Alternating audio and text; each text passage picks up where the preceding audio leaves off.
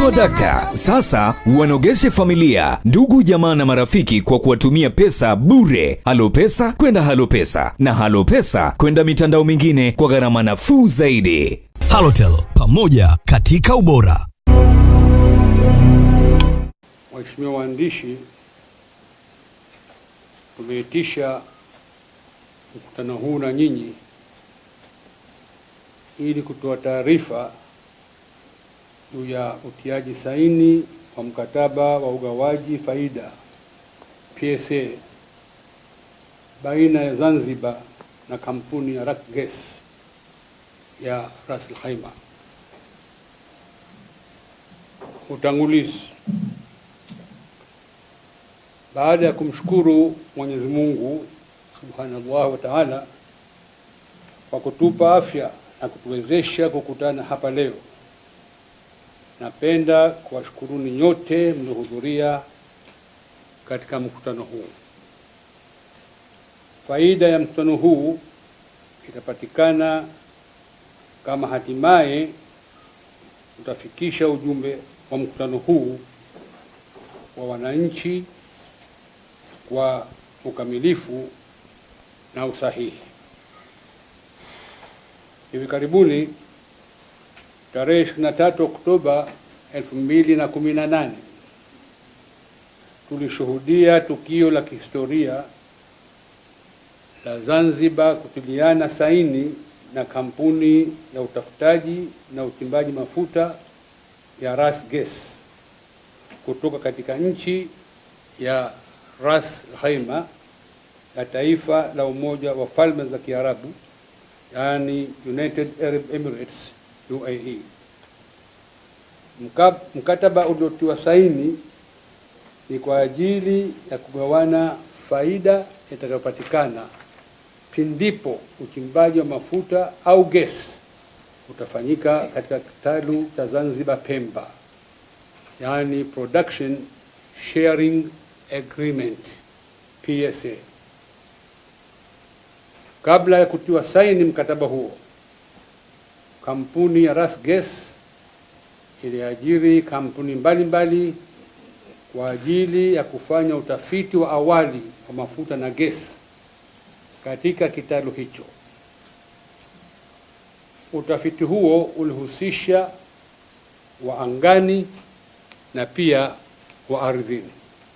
Kutokana na mazingira ya kikatiba, kisheria na kiuchumi, bila ya kuwepo makini, ukweli wa dhati wa wanaolisimamia na uwazi, Zanzibar, watu wake na vizazi vyao vya baadaye watajikuta wameingizwa katika mgogoro mwingine mkubwa sawa au zaidi ya ule mgogoro wa mkataba wa Muungano. Hivyo ni wajibu wa Zanzibari wote, kama inavyoelekezwa na kifungu cha 23(4) cha katiba ya Zanzibar, kulivalia njuga jambo hili katika kulinda mamlaka ya Zanzibar na rasilimali zake. Madhumuni makubwa ya taarifa hii ni kuwatanabahisha Wazanzibari na Watanzania kwa jumla kwamba kwa kusainiwa mkataba tulioutaja katika mazingira yaliyokosa umakini, yaliyojaa kutokujali katiba wala sheria na maslahi mapana ya nchi, na yenye utatanishi mkubwa na wawazi wa kikatiba, kisheria na kisiasa, Zanzibar pamoja na vizazi vijavyo inaingizwa katika janga kubwa sana. Moja, historia fupi ya suala la mafuta na gesi kwa Zanzibar. Suala la mafuta na gesi kwa Zanzibar lina historia ndefu sana ambayo ni muhimu kujikumbusha japo kwa muhtasar. Utafutaji wa mafuta na gesi kwa Zanzibar ulianza tangu miaka ya 1950 chini ya sheria ya madini ya Zanzibar sura ya 106 ya mwaka 1925 ambayo ilirekebishwa mwaka 1951. Kampuni ya mafuta ya Uingereza British Petroleum BP iliongoza utafiti huo. Mnamo mwaka 1968 Bunge la Jamhuri ya Muungano kwa kupitia sheria ya marekebisho ya katiba ya muda ya Muungano namba 48 ya mwaka 1968 iliyaingiza mafuta yasiyochujwa na gesi kwa mambo ya Muungano bila ridhaa wala mashauriano ya pande mbili za Muungano. Mwaka 1996 Shirika la Maendeleo ya Mafuta ya Serikali ya Muungano TPDC iliingia makubaliano na kampuni ya Antrim ya Canada kwa ajili ya kuanza utafiti na uchimbaji mafuta katika kitalu cha Zanzibar Pemba. Kampuni hiyo ilipotaka kuanza shughuli hizo Zanzibar, Serikali ya Mapinduzi ya Zanzibar ilizuia kufanya hivyo kwa vile haikushauriwa wala kuombwa ruhusa na TPDC wala Serikali ya Muungano. Msimamo huo wa SMZ uliendelezwa katika miaka yote 10 ya serikali ya awamu ya 6 chini ya Rais Dr. Amani Abeid Amani Karume. Mwaka 2009 mbali ya kupitisha sera ya nishati ya Zanzibar, Baraza la Wawakilishi la Zanzibar kwa kauli moja lilipitisha azimio la kuitaka Serikali ya Mapinduzi ya Zanzibar kuchukua hatua kwa kushirikiana na Serikali ya Muungano kuliondoa suala la mafuta na gesi katika orodha ya mambo ya Muungano. Azimio hilo halijawahi kubadilishwa wala kufutwa. Mwaka 2010 kampuni ya Ras Gas ilinunua hisa katika leseni ya kampuni ya Antrim kuhusiana na kitalu cha Zanzibar Pemba, ambapo hatimaye ilinunua leseni na hisa zote katika kitalu hicho na hivyo kurithi ule mkataba wa mgawano wa faida, yani PSA, kutoka kwa kampuni ya Antrim.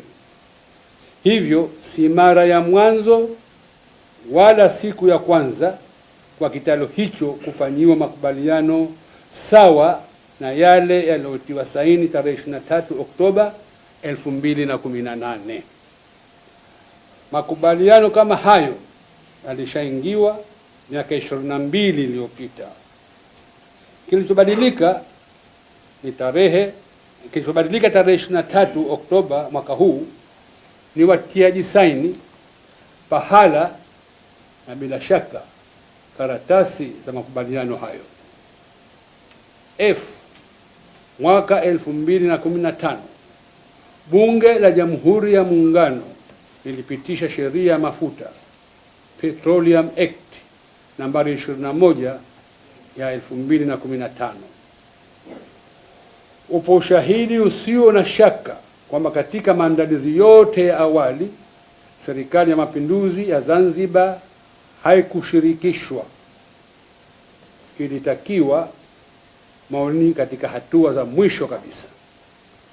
Sheria hiyo sio tu kwamba iliimarisha udhibiti wa suala la mafuta na gesi kwa chini ya Serikali ya Muungano, bali pia ilitanua mamlaka ya Serikali ya Muungano katika suala la mafuta na gesi na kwa mambo ambayo hata siyo ya Muungano. Kwa mujibu wa Katiba ya Muungano, mamlaka ya Serikali ya Muungano ni katika masuala ya utafutaji na uchimbaji tu, yani upstream. Lakini chini ya sheria hiyo, Serikali ya Muungano imejipa mamlaka hata katika maeneo ya uchakataji wa mafuta yasiyochujwa na usambazaji mafuta yaliyochujwa, yani midstream na downstream. Aidha, sheria hiyo iliruhusu Zanzibar kuunda vyombo vyake yenyewe katika kusimamia utafutaji na uchimbaji mafuta na gesi na pia kusimamia mapato yatokanayo na shughuli hizo. Mwaka 2016 Baraza la Wawakilishi la Zanzibar lilipitisha sheria ya mafuta ya Zanzibar ambayo kimaudhui haina tofauti na sheria ya mafuta iliyopitishwa na Bunge mwaka 2015. Mkataba uliotiwa saini tarehe 23 Oktoba mwaka huu ulitokana na kinachoitwa Mamlaka ya Serikali ya Mapinduzi ya Zanzibar chini ya sheria hiyo ya mafuta ya Zanzibar. Kutokana na mtiririko huu ulioelezwa hapo juu, ni dhahiri kwamba uongozi uliopo wa Serikali ya Mapinduzi ya Zanzibar umetia saini makubaliano hayo, huku ikiwa bayana kwamba ni kinyume na Katiba ya Jamhuri ya Muungano, kinyume na sheria ya mafuta iliyotungwa na Bunge na kinyume na azimio la Baraza la Wawakilishi la mwaka 2009. Aidha, utiaji saini huo ni kinyume na msimamo na dhamira za Wazanzibari wote, msimamo na dhamira ambao ulisimamiwa kwa umakini mkubwa na viongozi wote waliotangulia ambao wote wametoka CCM tokea Dr. Salmini Hamud Juma na Dr. Amani Abedi Amani Karume, pamoja na ngome ya wananchi wa Zanzibar, yaani Baraza la Wawakilishi. Utiaji saini mkataba huu ni wa historia iliyo mbaya, kwa sababu Zanzibar imetoswa katika kiza kinene katika jambo nyeti muhimu na nalogusa vizazi na vizazi vijavyo. Tunaeleza haya tukaelewa kwamba katika utaratibu huu batili unaorasimishwa sasa hivi katika mtindo wa funika kombe mwanaharamu apite, Serikali ya Muungano inaweza ikafumbia macho ubatili wote huo na kuachia Zanzibar itafute, ichimbe mafuta na ikusanye mapato yatakanayo na shughuli hizo. Tunachokizungumzia na ambacho wananchi wote wa Zanzibar na viongozi waliotangulia walikihofia ni kwamba utaratibu huo batili hauipi Zanzibar fursa endelevu na inayostahiki ya kuendeleza sekta yake ya mafuta na gesi katika kiwango na misingi itayovutia wawekezaji na itayoendana na viwango vya kimataifa vya usimamizi wa rasilimali zinazotokana na uchimbaji, yani extractive industry. Kinachofanyika sasa ni sawa na kumpatia mgonjwa drip huku akisubiri matibabu. Lakini kinachosikitisha ni ile juhudi ya watawala wa Serikali ya Mapinduzi ya Zanzibar kutaka kuwaaminisha watu kwamba tayari mgonjwa ameshapatiwa matibabu na kwa hakika ameshapona, ilhali mgonjwa bado ni mahututi na kila mtu anaona. Tumelazimika kutoa maelezo haya ili kuzitanabahisha serikali zote mbili kwamba juhudi hizi za kisanii za kulipamba suala la mafuta na gesi kuwa limeshapatiwa ufumbuzi baina Zanzibar na Tanzania bara hazitasaidia, na badala yake tunapanda mzizi mwingine mbaya zaidi wa fitna katika muungano. Aidha, nia yetu ni kuwatanabahisha wananchi wote wa Zanzibar na Tanzania bara kwamba suala la kero ya mafuta na gesi baina ya Zanzibar na Serikali ya Muungano bado halijapatiwa ufumbuzi hata kidogo. Kinachofanyika sasa ni kufunika tatizo na kulirasimisha jambo ambalo litajenga mzizi wa fitna wa muda mrefu sana katika muungano wetu. Nambari 2, kasoro za msingi ambazo hazijapatiwa ufumbuzi. Kama tulivyotangulia kueleza, kwa kutumia hatua ya utiaji saini mkataba wa ugawanaji faida, uongozi wa Zanzibar unafanya juhudi kubwa ya kujisahaulisha na kutaka kuwasahaulisha Wazanzibari na Watanzania kwa jumla kwamba kero ya muungano juu ya suala la mafuta na gesi halijapatiwa ufumbuzi, na badala yake linarasimishwa na kutengenezewa wagumu zaidi kulipatia ufumbuzi hapo siku za baadaye. Kasoro za msingi ambazo hazijapatiwa majibu wala ufumbuzi ni kama zifuatavyo.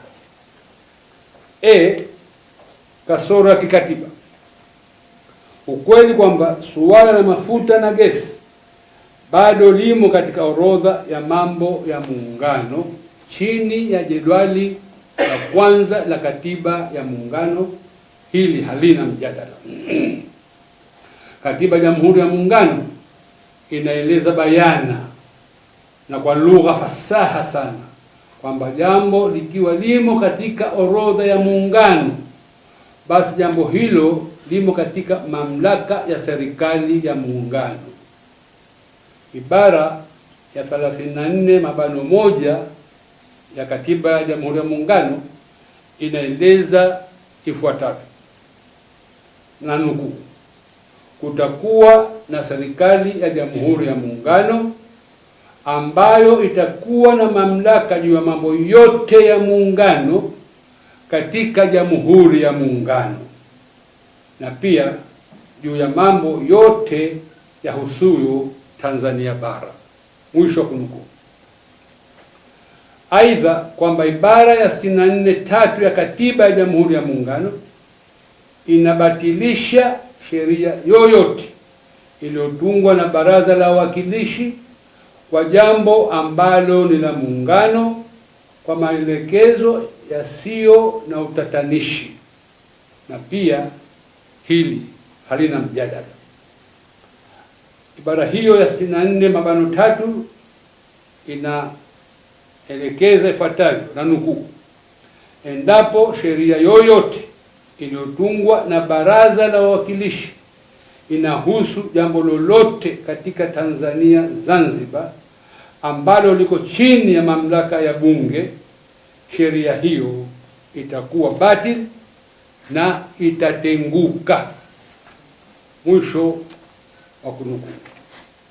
Kutokana na maelekezo hayo ya wazi ya katiba, ni wazi kabisa kwamba sheria ya kusimamia mafuta na gesi namba 6 ya 2016 iliyopitishwa na Baraza la Wawakilishi inapingana moja kwa moja na masharti ya ibara ya 64(3) ya katiba ya Jamhuri ya Muungano. Ingawa tunafahamu kwamba utawala uliopo Zanzibar haujali katiba wala haukerwi na ubatili wowote ule katika vitendo na uendeshaji wao wa shughuli za umma, lakini kutokujali ubatili wa kiwango hichi na ambao unahusu suala nyeti la kikatiba, kiuchumi na kimustakbala wa nchi yetu, na ni wa kiwango kilichopitiliza mipaka yote, na inaweza kuingiza nchi yetu katika hasara kubwa sana badala ya faida. Ukweli kwamba mkataba huo umesainiwa na kampuni iliyomilikiwa na Ras Al Khaimah, moja ya nchi iliyomo katika muungano wa falme za Kiarabu, United Arab Emirates, ingetosha kuwasuta na kuwatanabahisha watawala wa Zanzibar kwamba hivi imeshindikana kitu gani kwa Zanzibar kuwa na uhuru wa kusimamia rasilimali yake ya mafuta na gesi kama Ras Al Khaimah. Ni ushuhuda kwamba kama kweli nia njema ipo baina ya pande mbili za muungano, suala la kurekebisha katiba, kuondoa ubatili uliopo, lilipaswa liwe jambo la kipaumbele na si jambo gumu. Chini ya muungano wa falme za Kiarabu, kila nchi shiriki katika muungano wao ipo huru kusimamia rasilimali yake ya mafuta na gesi kwa kadiri inavyopenda. Ni aibu na ni fedheha kubwa kwa Dr. Ali Mohamed Shein kueleza mbele ya kadamnasi ya watu kwamba utiaji saini huo umewezekana baada ya kupewa ruhusa na serikali ya muungano na kwa hisani kubwa ya Rais mstaafu Dr. Jakaya Mrisho Kikwete na Rais Dr. John Pombe Magufuli. Tulitarajia angetanabahi kwamba upande wa pili wa mkataba nao fupi walivyopewa Zanzibar ni sawa na haki ya matumizi au sawa na mpangaji mwenye haki ya matumizi lakini hana haki ya umiliki. Kwa upande mwingine, kifungu cha 4 cha sheria Zanzibar kinaipa hati miliki ya mafuta na gesi Zanzibar, kinyume kabisa na aliyoelezwa na sheria ya Tanzania. Kifungu cha 4(1) cha sheria Zanzibar kinaeleza ifuatavyo, na mimi nanukuu: subject to the provisions of this act, the entire property in and the control of petroleum in its natural conditions in or under any land or territorial waters in Zanzibar and derived from any international laws is vested in the government on behalf of the people of Zanzibar. Ni aibu kubwa, tena kubwa sana, ama ni udanganyifu wa hali ya juu sana unaofanywa na watawala wa Zanzibar kujimilikisha jambo ambalo ni wazi kwamba hawakupewa mamlaka ya kikatiba na kisheria. Ni fedheha kubwa zaidi kusimama mbele ya raia na kuwadanganya kwamba Zanzibar ina mamlaka yote wakati haina hata umiliki wa rasilimali ya mafuta na gesi, wakati katiba na sheria ya muungano inaeleza bayana kwamba Zanzibar haijapewa mamlaka hayo. Kibaya zaidi ni kwamba mgongano huu wa wazi wa sheria unapanda mbegu ya uhasama mkubwa, hasa itakapotokea rasilimali hiyo ikigundulika kwa wingi sana Zanzibar. La pili, mgawano na utambulizi wa vitalu. Katika utafutaji na uchimbaji wa mafuta, jambo la mwanzo kabla ya yote ni kuelewa mipaka ya maeneo ya kila mamlaka inayosimamia utafutaji na uchimbaji mafuta. Hili ni muhimu ili kuepusha migogoro. Mfano mzuri, kwa muda mrefu kumekuwepo na tatizo la uvuvi katika bahari ya Tanzania, yani territorial sea, kwa vile zipo mamlaka mbili za leseni. Wavuvi kutoka pande mbili za muungano na hasa wale wanaotoka Zanzibar wamekuwa wakipata usumbufu wa kukamatwa na maafisa wa uvuvi wa Tanzania bara wakati bado wapo katika mipaka ya bahari ya Zanzibar. Katika hili la utambuzi na ugawaji wa vitalu, tayari tatizo la msingi linajitokeza na ambalo lazima lipatiwe majibu. Kwa mfano, kitalu cha Zanzibar Pemba ambacho mkataba wake ulitiwa saini tarehe 23 Oktoba mwaka huu kimeingia hadi maeneo ya bahari na nchi kavu ya Tanzania bara.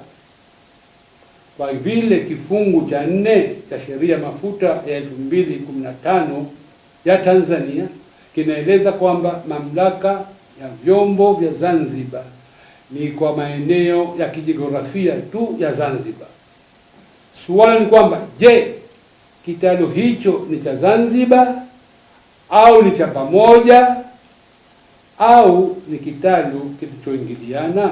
Vijavyo Kifungu cha 4(2) cha sheria mafuta Zanzibar kimeeleza wazi kwamba rasilimali ya mafuta na gesi ni mali ya wananchi wa Zanzibar ambayo serikali inakabidhiwa kuisimamia na kuendesha kwa niaba ya wananchi wa Zanzibar. Kwa sababu hiyo, serikali inatakiwa iweke bayana mambo yote muhimu katika suala la mafuta na gesi, na hasa mikataba inayotiwa saini. Miongoni mwa nguzo kuu za shughuli za uchumi wa gesi na mafuta ni uwazi, yani transparency. Ni kutokana na umuhimu wa uwazi ndio maana mataifa yaliungana kuanzisha mpango maalum wa uwazi katika sekta ya shughuli za uchimbaji, yani extractive industry. Mpango huo unaojulikana kama Extractive Industries Transparency Initiative au EITI, ambao makao makuu ya sekretari yake ni Norway, unasimamia masuala yote ya utawala bora na uwazi katika sekta hiyo. Jamhuri ya Muungano wa Tanzania ilijiunga na mpango huo mwaka 2009 na mwaka 2015 Bunge la Jamhuri ya Muungano wa Tanzania likatunga sheria ya kuanzisha mpango huo kwa Tanzania, yani Tanzania Extractive Industry Transparency Initiative, yani TEITI. Kwa mujibu wa ripoti ya TEITI ya mwaka 2015-16 ambayo imetolewa mwezi Machi 2018, Tanzania tokea ijiunge na mpango huo wa uwazi imeshatoa ripoti 7 za uwazi ambazo zinaonyesha kwamba kati ya mwaka 2008 hadi 2015 serikali imekusanya mapato ya dola za Marekani bilioni 2.7 katika sekta ya uchimbaji kwa jumla. Aidha, katika kuendeleza uwazi, mwaka 2017 Bunge la Jamhuri ya Muungano ilifanya marekebisho ya sheria ya mafuta ya 2015. Miongoni mwa marekebisho hayo, Chama cha Wananchi CUF ndicho kilichokuwa cha kwanza kuweka bayana uono wake, sera na msimamo juu ya suala la uchumi wa mafuta na gesi Zanzibar. Wakati CUF ikiweka bayana mikakati hiyo, CCM Zanzibar na viongozi wake walikejeli sana mkakati huo, wakiziita ni ndoto za mchana. Wao hawakuwa na uono, sera wala msimamo ya swala hili.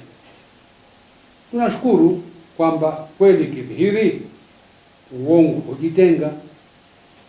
Ilipodhihiri kwamba kweli rasilimali ya mafuta na gesi ipo Zanzibar, viongozi waliotangulia waliweka msimamo ambao ulijenga matumaini makubwa kwa wananchi wa Zanzibar.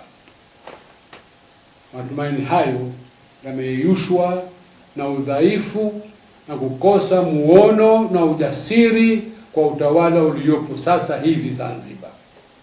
Hivyo tunaeleza haya kwa masikitiko makubwa na kwa nia ya kuungana na wananchi wa Zanzibar katika kueleza na kuendelea kutanabahisha kwamba utawala uliopo sasa usilifanye suala la mafuta na gesi kuwa ni suala la mpito au suala la siasa.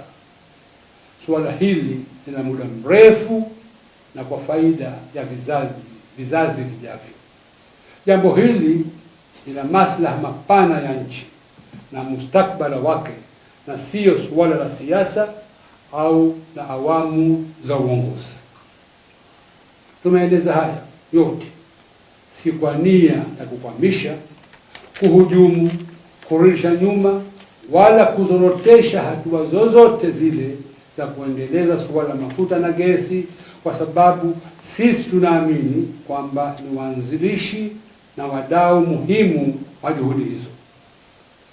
Tutachoendelea kusimamia kwa nguvu zote ni kuona kwamba suala la gesi na mafuta linaendeshwa kwa misingi inayokubalika kikatiba, kisheria na kiutawala, kwani tunaamini na kwa kuzingatia misingi hiyo pekee ndipo suala hilo litakuwa endelevu, litavutia uwekezaji na litakuwa na tija kwa wananchi wa Zanzibar na watu wake. Ubabaishaji na usanii huu unaofanywa na utawala wa sasa wa Zanzibar ni kuwadanganya wananchi kwa manufaa binafsi na manufaa ya kisiasa yasiyoendelevu ambao yanaikosesha Zanzibar fursa adhimu ya kujikwamua katika umaskini uliofurutu ada. Bila shaka, ndani ya ubatili huu wa sasa, faida na manufaa yanaweza kupatikana, na sisi tunakaribisha faida na manufaa hayo. Lakini faida na manufaa hayo hayatakuwa yanaakisi malengo ya Zanzibar na hayatakuwa na wigo stahiki wa fursa zilizopo katika uchumi wa mafuta na gesi kwa Zanzibar. Tunaisihi serikali ya Muungano na hasa Rais wa Jamhuri ya Muungano wa Tanzania Dr. John Pombe Magufuli kulipatia ufumbuzi wa kudumu suala la mgogoro wa kikatiba na kisheria katika mafuta na gesi ili kujenga mustakabali imara wa uchumi wa mafuta na gesi kwa Tanzania. Sasa hivi ana fursa adhimu na pekee ya kuitumbua kero hii, na Zanzibar na Tanzania itamkumbuka milele kama bingwa wa kutumbua kero iwapo ataipatia ufumbuzi wa kudumu kero hii ambayo inahatarisha amani, utulivu na maelewano baina ya pande mbili za muungano. Haki sawa kwa wote.